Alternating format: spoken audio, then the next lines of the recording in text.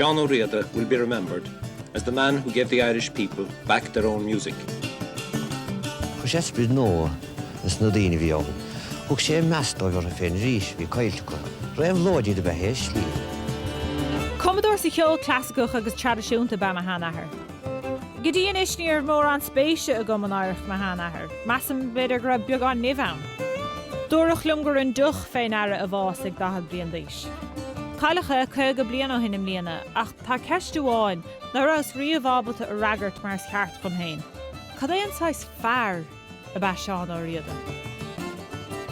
Hadig sé an tóráníocht ó machchastíí timp na háte agus an éilíocht do dú. Braham se crusta inar ró mar bhí aige nach féach sé bheith go. Ní bhéingar buide leis an éair. Mar an duine a héal chomás is réadla. Chatú do rá féinine san ní félum sarála cad an áine tú. Nar a hánig Seán go páras.